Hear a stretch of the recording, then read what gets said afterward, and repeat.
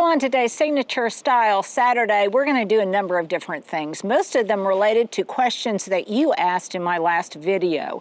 Linda, how do I prune my hydrangeas that bloom on new wood? Linda, did you get a new storm door? Did you remove your awnings? Yeah. Linda, what about container plantings this time of year? And then we're also going to do something new that I'm calling Thing 1 and Thing 2. We're going to channel our inner Dr. Seuss. So what do you say? Let's do it. Let's do it. Now, if you're wanting to prune your hydrangeas now or in the near future, then here's how you go about it.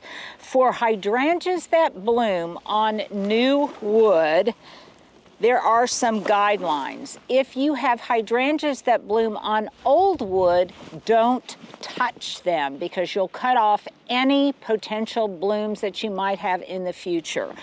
But today I'm going to be trimming my white wedding hydrangeas, my moon dance hydrangeas, my Annabelle hydrangeas, all of which bloom on new wood. That means even if there's a late freeze, the buds on them are not going to be compromised. So if you've got hydrangeas that are, say, hydrangea paniculata or arborescens, those you want to go ahead and prune in late winter or early spring, depending on your zone. So for me, the time to do that is late February, and it is the very end of February or around the first week in March. Now, why do we want to prune them? Well, let's talk about that when we come back. But Stuart, right here, let's put up a couple of screenshot this helpful guides that you guys can even print out if you so choose to put in your garden journal. Hopefully you have one of mine, and it will tell you when to do what regarding your hydrangeas. Now, why do we even want to prune our hydrangeas that bloom on new wood?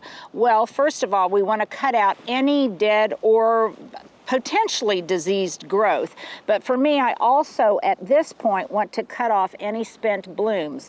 I left them on during the winter because I wanted them there for winter interest, but now I want to cut them off. So how far down, and this is probably the biggest question I get, how far down do I want to prune my hydrangeas? Well, you can prune them down to as much as a foot. And if you want, okay, can you get that, Stuart? Yeah, so if you want to contain their size, then you can prune them down to as much as about a foot, which would be around this point right here. Now, I want them to be a little bit taller, and so I'm going to probably prune them at about 18 inches. And this will not only remove some of the brown canes, but it will encourage both bushiness and larger blooms. So I'm just going to cut them down to that point. And thicker stems and a bushier plant will also make the plant a little bit more sturdy and have a little bit more, integrity, I guess, against high winds or anything. So these I'm just cutting down to about right here, right above a node. Now on the other side where my moon dance hydrangeas are, and I'll show you that momentarily, I want them to be just a certain height, and so I will prune them accordingly. And then any kind of diseased or crossed branches that you don't want in there, you can prune those out. Sometimes all I'm doing is just tip pruning. But if you, like me, are in Zone B, Zone 7B, then you can do this right now. And I just have a strong, clean pair of pruners, hand pruners. You might want to use loppers if the trunks or the branches are particularly thick. Now, unlike things like roses, I typically don't have foliage that's diseased that I really worry excessively about cleaning up.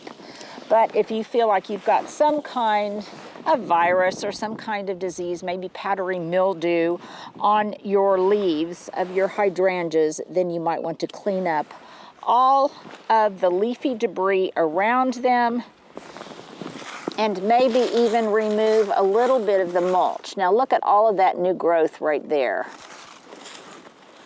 Oh, the red? Yeah, the red.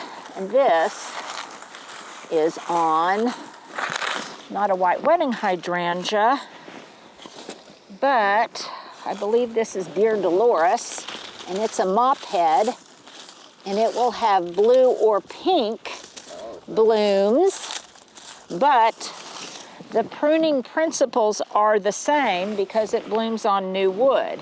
So I can prune this now in hopes of getting... Yeah, you want to make the new wood. Yeah, you want to make the new wood, and it will encourage blooms. See, I've got a dead branch in here, Stuart, right here, and I'm going to cut that off. I've got a dead one here. I'm going to cut that one off at the base. You can tell it's dead. Yep. And just to make them look a little bit more presentable, I'll remove the leaves around them. Now, often, here I'm removing them partly because I just want to make sure that I see any dead branches. But sometimes, if it's not diseased, I'll put some of that leaf litter back, kind of as a mulch to protect the base of the plant and also to ensure that they kind of stay moist and to hold in moisture and suppress weeds. So when we come back, I'll talk a little bit about fertilizing. Well, I'm so excited today that this video is being sponsored by my favorite socks, Bombas, because it is not only garden boot season as we get out there in the spring, it is also garden sock season. And I considered Bombas to be my garden socks of choice because they have so much cushion to them. They are so comfortable. They don't have any of those annoying scratchy tags or toe seams. I can use the short ones under my garden boots and they don't slip, they don't fall. I'm not constantly tugging at them. Well, let's just say they kind of make me feel good all over. And I have noticed that when I'm on my feet a lot in the garden or really on the treadmill or just walking in the neighborhood, I really appreciate that extra cushion and that extra support and the fact that they don't slip down and slide over your heels.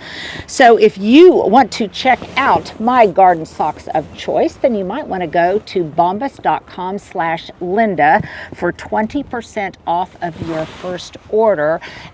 Using the code Linda20. And let me tell you, buy these in great numbers, because if you get as mucked up outside in a wet and dirty garden as I do, then you will want to have enough pairs that you've got them on repeat. So just use the QR code or go to bombas.com/Linda and use the code Linda20 for your garden socks this season. And by the way, it'll not only help you feel comfortable in the garden, it will also make you feel good and comfortable inside because you're doing something good. For every pair you buy, they donate a pair, and that makes me feel good from top to toe. Now, this is also about the time that you want to feed your hydrangeas. And you can use a multi-purpose organic fertilizer, but I'm going to use some of this Hollytone. It's for evergreens and azaleas, so I can also use it on my encores. But I can also use it on my hydrangeas. So just use it at the recommended rate. When it talks about the drip line, this is what they mean. So the drip line is about at the edge of where the branches are. So the drip line for this is a good fundamental here. This is the definition of a drip line. It is going to be the diameter around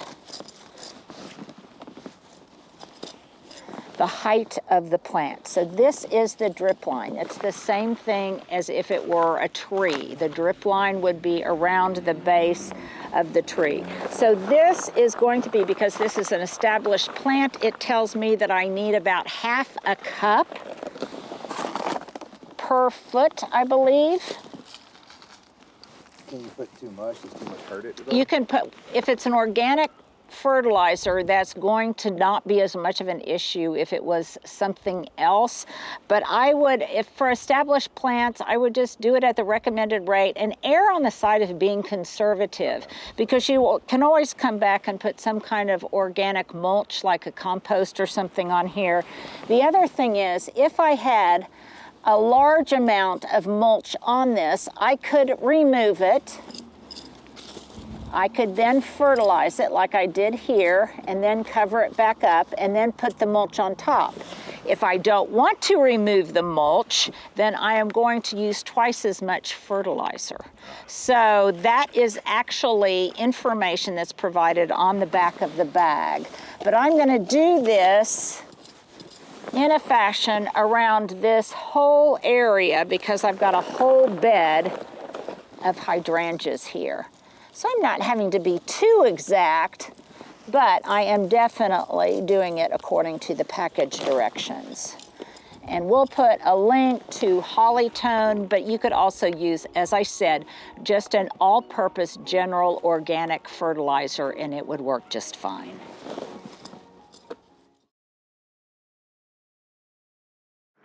Okay, so the white wedding hydrangeas were over there on the west side of the upper terrace. Here I've got moon dance, a whole rhythm and repetition, two of my favorite words, rhythm and repetition of these gorgeous hydrangeas running up and down underneath my bedroom window wall. And they look beautiful in the foreground of this arborvitae and in the background and just a little bit taller than these encore hydrangeas. And so I'm going to prune them accordingly. Could I prune them all the way down to 12 inches? Yes, I could. But do I want to? No, because I want the blooms to start just above the height of the encore azaleas. So these I'm going to take down to probably, or take down by about 10 inches. Doing the same thing, cutting out any old wood that I find, but also cutting off the flower heads. Every year, these will get larger, they will have more vigor, and they will bloom more profusely. And they are beautiful. And they're really tough because, again, we can get a really hard late frost, and while it may delay blooming, it is not going to prevent them from blooming. They will just bloom at a little bit later time. If I have any problem with powdery mildew, which I don't, then I would probably remove some of the inner, thinner branches to improve air circulation. But that's really not a problem here. So I'm just going to continue pruning them down by about 10 inches, all up and down the row of them. And Stuart, if we can, let's put a picture of what they look like when they're in bloom.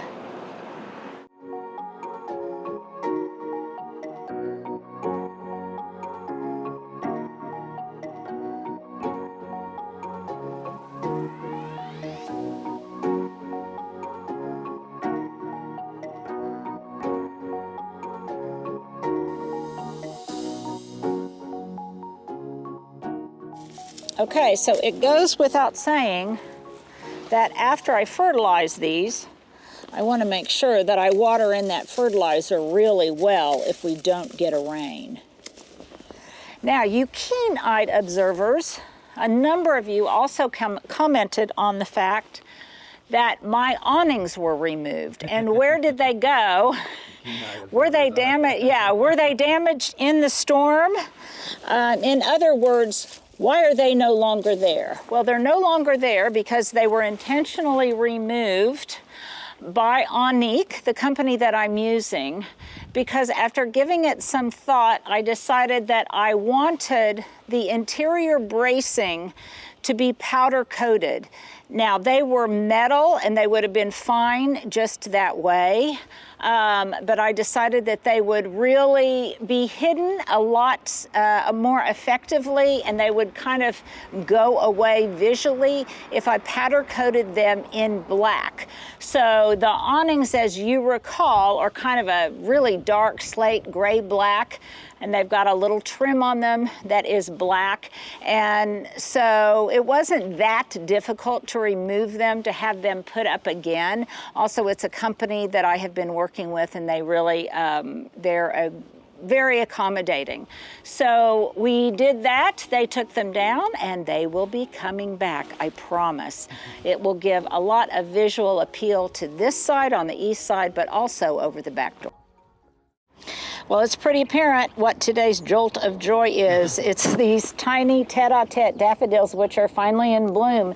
These are the first ones to come into bloom, and by the way, they are a lot later. Here's something that can just demonstrate, I think, how different conditions can be from one year to the next. So, Stuart, I want to put up an image right here of a photo that was taken in February. It was actually taken at my former home, but what was going on this same date in that year? I think it was, I can't remember, it was 2015 or not, but that year it clearly shows how much further along the gardening season was than it is this year, because this year, as I've said many times, it got very, very cold very, very late and was very warm early on. So things like today's spark of joy, jolt of joy, these little tiny daffodils, they're very, very late. Okay, well, today's, what did I bring up from the basement? Here it is. It's a basket that I love to fill with different kinds of flower bulbs. And happily, when I was at Lowe's yesterday, I saw a pot. Stuart, we can show it right here. This is just drop and dump color. So it was a pot that was exactly the same size as this basket, which is one, those a lot. Yeah, which is one reason to have a basket of many, many different sizes. True. So you can, since I love to nestle things, you can nestle something in there and it fits perfectly. I also had this coir that had been destroyed by squirrels, so I was able to kind of tease it apart, and it makes a nice mulch, and it hides the plastic rim of that planting of these gorgeous hyacinths. They're all in blue. I believe there's something, one of the varieties is Peter Stuyvesant hyacinths. I don't know if it's exactly that one, but I just like being able to say it. So these are all purple, and I think they will be a beautiful color echo to the pansies and violas that are really starting to put on some color and some growth with a little help from me, because I have started feeding them. So pretty soon these will come up. This basket, by the way, was just between $16 and $17 for 9 bulbs in bloom. One of the reasons that I don't spend a lot of time forcing them myself anymore for really early bloom, because I let someone else do the work, and I don't have a greenhouse, as enjoyable as that might be to force bulbs. But these are great. It would make a great gift to bring someone if they needed a smile present or something to lighten up their day, and they will just be beautiful, I think. When they are finished, these are not only a short-term one-time wonder, but they will also be enduring, because I'll be able to plant them out in the garden. They match my color palette, and I'll be able to plant them out in the garden where they will bloom next year. Okay, this is a little segment I'm going to call Channel Your Inner Badass. So, do you have something that you think you can't do, you can't have, you don't deserve it? For some reason, you just think it's not on the table. Well, today I want you to pick something that channels your inner badass, and instead of saying no to that, say yes to it. And a while back, I thought I really wanted to have a screen door, a glass door for my front door, so that Hubs and I could be inside working. I could be working in the kitchen. He could be sitting in his dad chair. And we could see out the door. There wasn't one here when we bought the house. Even though I have to say, originally there was one. Yeah. It wasn't easy to do it on an extremely economical basis because number one, this is an arched door frame on a 100-year-old house, and I couldn't just go to a home center and buy one to replace it. It also required that the door be a little bit thinner. So something that I really deliberated on, because I knew it was going to be a little bit more expensive, was to have a custom door built. So my friends at James Beard did indeed help me build a custom glass door. This is one of the things I really wanted to have, though I questioned whether or not it was worth the expense a little bit, so I hesitated on doing it when we first moved in. But now I'm so glad that my husband and I channeled our inner badass and said, okay, we really want this. How can we make it happen? And so we did. Now, it still needs a little bit of work. It needs a little bit of shaving and contouring along the edge because it sticks a little bit, and we need to remedy that. It wasn't automatically closing, so we had to put one of these tension, what are those called, Stuart? Something like that, yeah, some kind of tension rod closer at the base. We put that on yesterday. There will be a lot of painting touch-up that needs to be done once all of the work is finished, but I do think it's wonderful. Unlike something else I could have spent my money on, this really enhances my quality of life. It enhances Hub's quality of life, and I can be inside with the door locked and still have all of that beautiful, beautiful south sun cascading through one of the reasons that I bought the cottage on the hill. So here's my question of the day. Whether it's a big thing or a small thing, what can you do to kind of just take a little risk and channel your own inner badass? Because I like that about us. I like that about this community. Sometimes to just garden at all is a brave thing, and you have to be a pretty strong pioneer type person to do it. So give me some examples in the comments below. Now, another thing I love about my new glass door is that it visually disappears, so that from a distance with this door closed and with the main door closed, it in no way obscures all of the beautiful detailing and the appointments that I recently, some enhancements I had made to the main door. So let me just demonstrate that.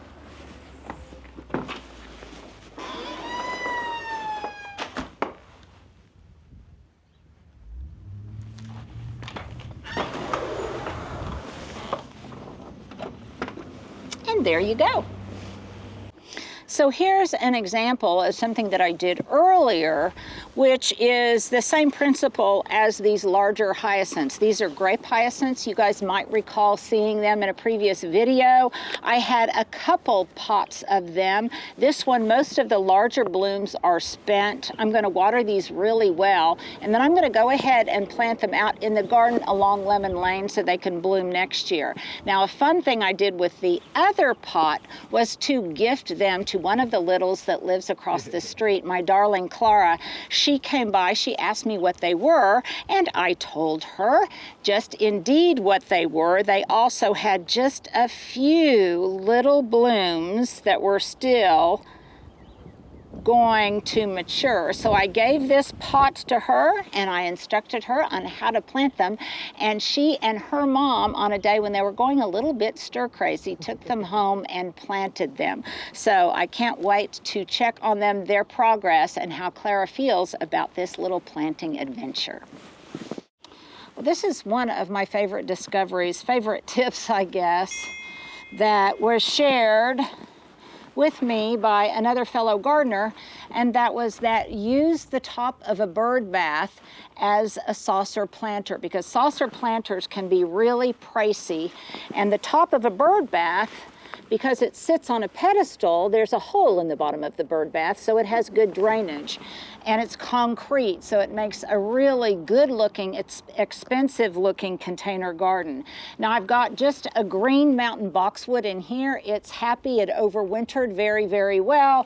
It's actually been in here for a couple of years now. What didn't overwinter very well was some blue star juniper I had. I had 3 gallons of it growing around the base of it for winter interest. One of them made it, so I'm gonna keep it in there, but the other ones did not, so I have removed them.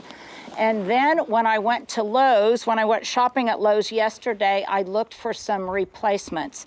Now I could have done, you know, some short-lived annual color in here that would continue to bloom through the summer, but it's really not time for that yet. It's still too cold. So I wanted to buy some seasonal color that would endure up until, oh gosh, even May, and hopefully endure even beyond that, because some of the ingredients I found are perennials.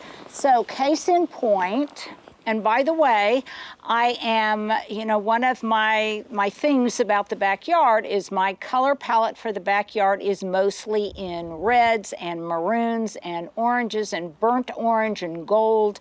And so because of that, I wanted something within that color palette. So I found these really, really dear little heuchera coral bells. They've got smaller foliage and they've got a very distinctive flower color that looks to me like it's going to be in a distinctive red. Now, one of the things I love most about them is that I am hoping that they will go to seed, and when they drop their seeds, some of the seed may fall in and around this planter.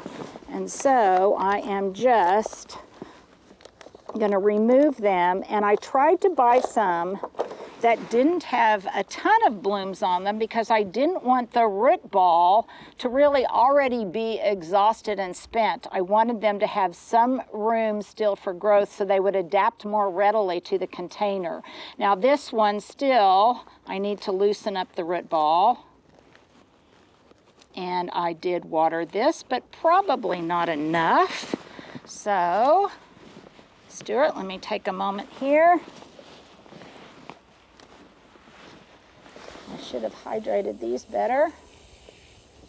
I'll do that right now. I did this when I should have done this. You stewarded it. Yes, I did I pulled a Stuart. I pulled a Stuart. We had that watering lesson years ago, didn't we? Surely enough. Okay, yeah, surely that's enough. But we learned that really good watering is deep watering. I see something else here that I'm gonna put. Don't let me trip you, Stuart. I'm gonna give a good watering too. Okay, move that out of the way. So now I have really moistened that root ball, and I'm going to loosen that root ball so that I can tuck it into this planter that I had just previously watered. Now, since this is a container and I want it to look full almost immediately, I'm really going to pack things in there. So in addition to these tiny sweet little heucheras, I also got just a few, not a lot, of some pansies, because the pansies won't last nearly as long as those coral bells. Now that is the perfect kind of root ball. Yeah, this is a gardener's basic. This is the perfect kind of root ball you're looking for. I don't have to really mess with that root ball at all to ensure that it adapts well to its new location.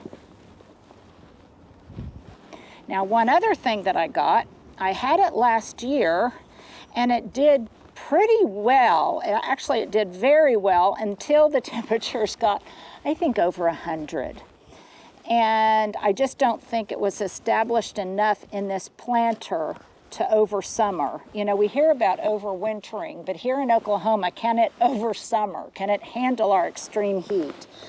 So, in reference to the upcoming St. Patrick's Day, I got a 4 Luck red-green clover, and it can take full sun, 6 hours of direct sun. I had something similar last year that succumbed, but it lasted a long time. So it's a gardening risk worth taking for $7.98, and hopefully it will last. And it's got a root ball it's not coming out the bottom, but I am going to loosen and rough it up a little bit. Kind of a middle of the road. Kind of a middle of the road. There you go. Moderation in all things. I'll do the sides too a little bit. And then I want the effect of it spilling over the edge. So immediately, immediately it looks as if it's spilling over the edge. Now this is another tip that I want to share with you, especially if you're a beginning gardener. Your plants don't know up from down. So when you are planting seasonal color, like these pansies, I can plant them as I did here, upright. But I can also, if I want to get that look that they are so lush and so full that they are spilling out over the edge, there's another perfect root ball, I can plant this on its side. So immediately it looks as if it is spilling out and cascading over. I want to make sure that I fill in any voids, any pockets. And I amended this soil a little bit, but not a lot, you guys, because the soil really wasn't very spent. Now, one thing I forgot to do was before I started planting, I should have incorporated a little bit of Osmocote. I can do that now. No, this is not organic, but this is a container, so I don't particularly care. I'm going to scruff that around a little bit. So those are the basic components to this planter. I've got some cute little heucheras, little coral bells that are very tiny. These would be great in a rock garden or a fairy garden, and I'm just going to continue my planting all around the periphery of this green mountain boxwood. I'll show it to you when I'm finished, but I think it's going to really be a winner. Okay, so I'm going to water it in really, really well. As you can see, even though the backyard is mostly in the shade, this is in a beautiful little pocket of sun. I can rotate it as I see fit, as I want to expose one portion of it to more sun than the other portion of it. But I think once it fills out and grows in, it's really going to be beautiful. Well, here's something that I think of as thing one, thing two, after reading a little bit of Dr. Seuss to a neighbor the other day. And that is thing one really should come before thing two. So I'm really wanting to set up this area as an outdoor potting shed, not just a potting area. And because of that, I want it to be as functional as possible. So I have really shouted the praises enough of this little tarp that I use inside and out to protect my table, to protect my planting area. But I've noticed that since it's been kind of windy recently, that it just keeps doing this or it keeps blowing over. Yeah. So this is my thing one. And the thing one is to use some of these tablecloth clips to secure it in place. That way I can even leave it here overnight. So if that is thing one, then you may ask, what is thing two? Well, thing two is actually what should have been thing one. Oh, wow. So you'll notice I only have one of these clips, and I only have one because I couldn't find the others. The others are somewhere in the bowels of my garden storage bins that I keep indoors and out, and which I was encouraging you guys to straighten up, clean out, and take inventory on in my last video. Have I done it myself yet? No, I haven't, but I am going to. So I should have done thing one first, clean out my stuff, in which case I would have located said tablecloth clips before I moved on to thing two, which was actually using them. So that's my thing one, thing two. I kind of got it backwards. My bad. Yeah, my bad. The other thing that you guys had questions about was, did you you saw the lattice work that Kayla was doing. It is now in place, though it is not, believe me, finished. So we have it in place. I still have more than enough room to go around the edge. Yeah, it looks very nice. It repeats the lattice work that I had going around, and it provides some visual interest. Now, some of you may ask, why is it staged a little bit apart from the wall? Well, that's for two different reasons. One, the garage has a concrete footing, so it wasn't possible to get these legs into the earth any farther than that.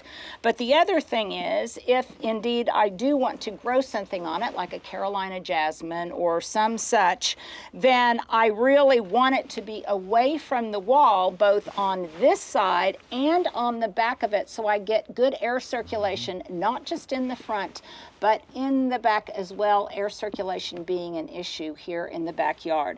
I will probably also finish it off with some finials, some finial balls or something. Not, well, I don't have any here to show you right now, but that I will get and put on the end so it looks a little bit more finished. The nice thing about it is it looks like it completes this space to me. It really does. Yeah, it's visual interest in the winter and in the summer. It's functional as things grow on it.